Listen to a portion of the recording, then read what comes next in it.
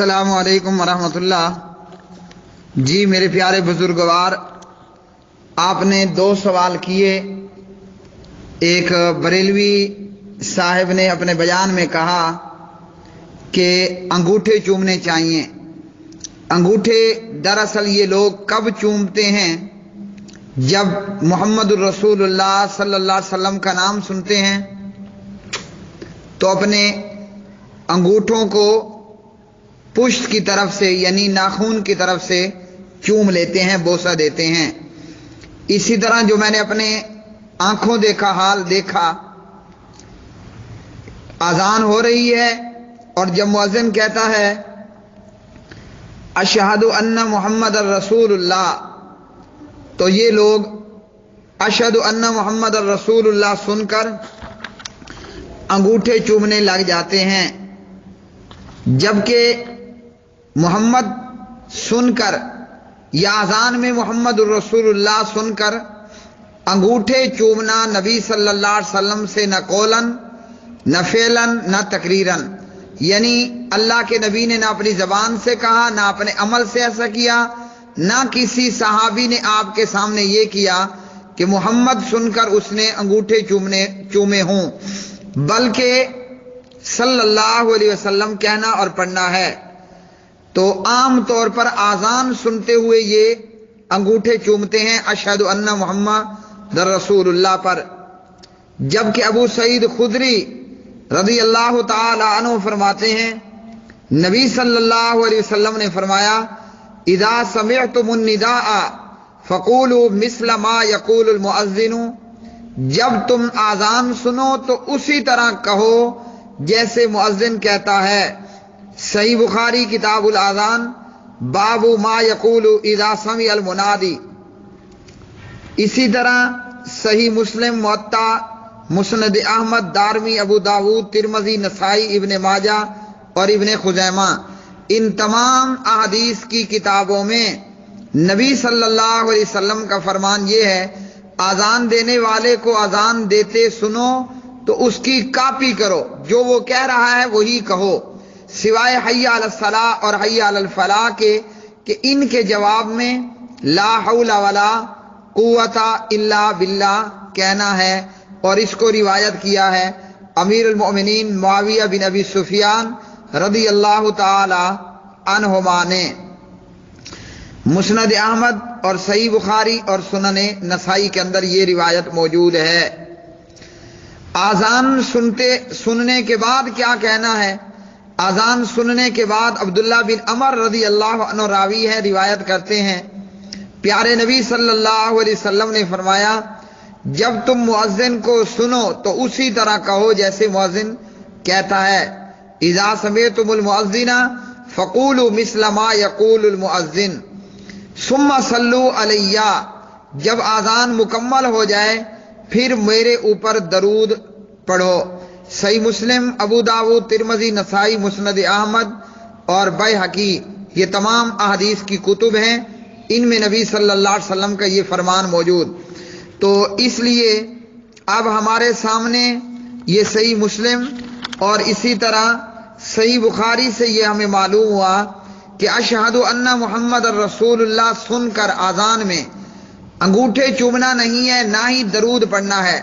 بعض لوگ انگوٹھے چومتے ہیں اور بعض لوگ اشہد ان محمد الرسول اللہ سن کر ہلکا سے کہہ دیتے ہیں صلی اللہ علیہ وسلم۔ دونوں عمل یہاں نہیں کرنے۔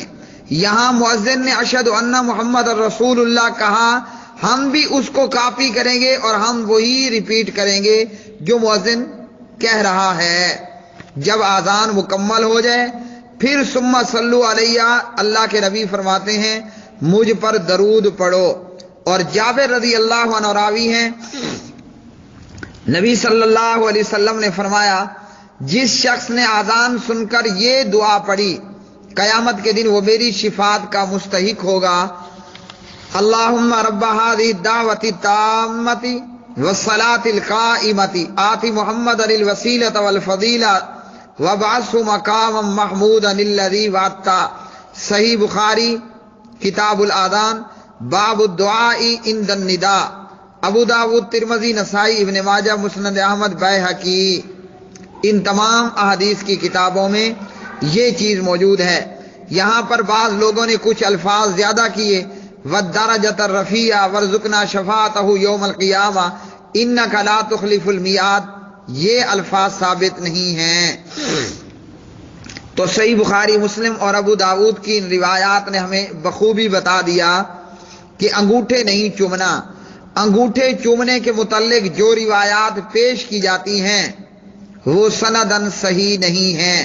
صحیح یہ ہے کہ اگر آذان کے علاوہ آپ نے نام محمد سنا، پڑھیے صلی اللہ علیہ وسلم، اور اگر آذان میں ہم اشہد ان محمد الرسول اللہ سنتے ہیں تو مؤذن کو کاپی کر لینا ہے اور کچھ نہیں۔ آذان مکمل ہو گئی، اب دعا اور درود پڑھنا ہے۔ تو یہ انگوٹھے چومنا کیا ٹھہرا؟ یہ انگوٹھے چومنا ہوا بدعت۔ اس کے بعد دوسرا سوال ان بریلوی میاں صاحب نے کیا کہ اللہ نے کہا وَإِذْ قُلْنَا لِلْمَلَائِكَةِ، جب ہم نے کہا فرشتوں کے لیے اسجدوا لآدم، اے ملائکہ کی جماعت آدم کو سجدہ کرو، فسجدوا، تمام ملائکہ نے آدم کو سجدہ کیا، الا ابلیس، سوائے ابلیس کے۔ سورۃ البقرہ پارہ نمبر 1۔ جی میرے پیارے بھائی، بالکل درست ہے، اللہ نے ملائکہ کو حکم دیا، ملائکہ نے بطور تعظیم، بطور عزت ایک پروٹوکول دیا آدم کو اور آدم کو سجدہ کیا۔ اس سجدے کا حکم دینے والا کون تھا؟ اللہ پروردگار عالم تھا، اور یہ شریعت تھی جناب آدم کی۔ اللہ جو چاہے حکم دے، اللہ کا جو حکم جس شریعت کے لیے ہے اس شریعت نے اور اس شریعت کے ماننے والوں نے اس حکم کو فالو کرنا ہے۔ اس وقت میں تعظیم کے لیے سجدہ جائز تھا، جیسا کہ جناب یوسف علیہ السلام اللہ کے بڑے عظیم اور جلیل القدر پیغمبر ہیں۔ جناب یوسف نے خواب دیکھا، ہم سورہ یوسف میں چلتے ہیں۔ یوسف علیہ السلام خواب دیکھتے ہیں اور اپنے بابا جان یعقوب سے یہ کہتے ہیں، اذ قال یوسف لأبیہ یا ابت انی رأیت احد عشر کوکبا والشمس والقمر رأیتہم لی ساجدین۔ یوسف نے کہا، اے میرے ابا جان، یقیناً میں نے خواب دیکھا 11 ستارے، سورج اور چاند مجھے سجدہ کر رہے ہیں۔ یعقوب نے یوسف کا یہ خواب سن کر کہا، یا بنی لا تقصص رؤیاک علی اخوتک فیکیدوا لک کیدا ان الشیطان للانسان عدو مبین۔ یعقوب علیہ السلام نے یوسف سے کہا، اپنے بیٹے یوسف سے، اپنا یہ خواب اپنے بھائیوں کے سامنے بیان نہ کرنا، وہ تیرے خلاف کوئی چال کریں گے، یعنی یہ سن کر حسد کرتے ہوئے تیرے خلاف کوئی مکر و فریب، کوئی پروگرام ترتیب دے لیں گے۔ یقیناً شیطان انسان کا کھلا دشمن ہے۔ اللہ نے یوسف کے اس خواب کو پھر سچا کیا۔ اس کے لیے ہم چلتے ہیں سورہ یوسف کی آخر کے اندر، یہ آخری رکوع ہے، آخری سے پہلا رکوع ہے سورہ یوسف کا۔ فلما دخلوا علی یوسف آوی الیہ ابویہ وقال ادخلوا مصر ان شاء اللہ آمنین ورفع ابویہ علی العرش وخروا لہ سجدا۔ جب یعقوب اپنے بیٹے یوسف کے پاس مصر میں پہنچا تو جناب یعقوب اور یوسف کے بھائیوں نے یوسف کے لیے سجدہ کیا، وخروا لہ سجدا، جناب یوسف کو سجدہ کیا۔ یہ بطور تعظیم، بطور پروٹوکول تھا جو اللہ نے اس شریعت کے اندر بھی حلال رکھا۔ اب آ جاتے ہیں ہم محمد بن عبداللہ بن عبد المطلب بن عبد مناف بن قصی بن کلاب، عبداللہ اور آمنہ کے بیٹے، ابو طالب کے بھتیجے، عبد المطلب کے پوتے، ختیجہ اور عائشہ کے شوہر، ابو بکر کے داماد، ابو بکر کے داماد، اور اسی طرح حضرت عمر بن خطاب رضی اللہ تعالی عنہ کے داماد، محمد الرسول اللہ صلی اللہ علیہ وسلم کی طرف پیارے نبی صلی اللہ علیہ وسلم کی شریعت میں اللہ کے ماں سوا ہر کسی کے لیے سجدہ حرام ہے۔ دلیل اس کی یہ میرے سامنے اللہ کا قرآن پارہ نمبر 24 ہے، سورت کا نام ہے حامیم السجدہ، اور بزرگوں اس کی آیت نمبر ہے 3637۔ وَمِنْ آیَاتِهِ اللَّيْلُ وَالنَّهَارُ وَالشَّمْسُ وَالْقَمَرُ، اللہ ہی کی نشانیوں میں سے ہے رات اور دن، سورج اور چاند۔ لا تسجدوا للشمس، سورج کو سجدہ مت کرو، ولا للقمر، اور چاند کو بھی سجدہ مت کرو، واسجدوا للہ الذی خلقہن، سجدہ اس کو کرو جس نے کائنات بنائی، سورج چاند پیدا کیے، دن رات بنائے۔ ان کنتم ایاہ تعبدون، اگر تم صرف اسی اللہ ہی کی عبادت کرتے ہو۔ تو اس آیت میں اللہ نے سورج چاند اور دیگر کو سجدہ کرنے سے منع کر دیا۔ محمد الرسول اللہ صلی اللہ علیہ وسلم سے صحابہ کرام نے فرمایا، ہم نے دیکھا بڑے بڑے بادشاہوں کو ان کی رعایا وزیر سجدہ کرتے ہیں۔ یا رسول اللہ صلی اللہ علیہ وسلم، ہم بھی چاہتے ہیں کہ ہم آپ کو سجدہ کریں۔ اللہ کے پاک نبی نے فرمایا، اللہ کے پاک نبی صلی اللہ علیہ وسلم نے فرمایا، کسی کے لیے بھی اللہ کے ماں سوا سجدہ حرام ہے۔ اگر میں کسی کو سجدے کے لیے کہتا تو خاوند بیوی کو کہتا کہ وہ اپنے خاوند کو، شوہر کو سجدہ کرے، اللہ کے ماں سوا سجدہ حرام ہے، ابو داؤد وغیرہ۔ تو اس لیے ملائکہ کے سجدے کو قیاس کرتے ہوئے کہنا کہ بزرگوں اور بابوں کو، پیروں اور نبیوں کو سجدہ کیا جائے، حرام ہے۔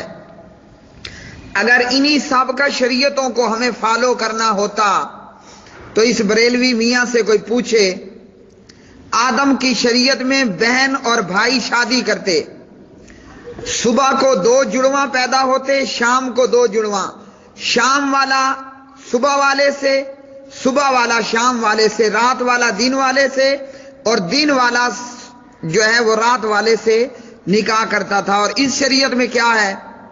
حرمت علیکم امہاتکم و بناتکم و اخواتکم وغیرہ، سورۃ النساء پارہ نمبر 4، بہن کے ساتھ بھائی کا نکاح کرنا حرام ہے۔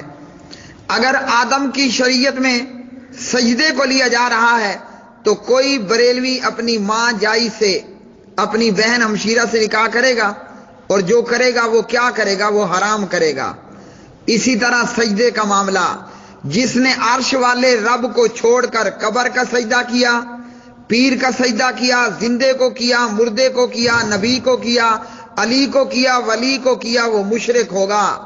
اور یاد رکھیے مشرک کا انجام کیا ہوگا، انہ من یشرک باللہ فقد حرم اللہ علیہ الجنہ ومأواہ النار وما للظالمین من انصار، جس نے اللہ کے ساتھ شرک کیا اس پر اللہ نے جنت حرام کر دی، اس کا ٹھکانہ جہنم، ظالموں کے لیے کوئی مددگار نہیں ہوگا۔ امید ہے آپ کے سوال کا جواب مکمل ہوا ہوگا۔ میرے پیارے بزرگوں، آپ کو میرا یہ مشورہ ہے، آپ قرآن مجید بما تفسیر مکتبہ دارالسلام سے لیجئے، تفسیر احسن البیان، اور اسی طرح صحیح بخاری لیجئے اور اس کا مطالعہ کیجئے۔ انشاءاللہ کیا حقیقت ہے مزید آپ پر واضح ہوگی۔ اپنی پوری کوشش کر کے میں نے کما حق کو سمجھانے کی کوشش کی۔ اللہ آپ کو اور ہم سب کو صراط مستقیم پر گامزن کرے۔ واللہ تعالی عالم بالصواب۔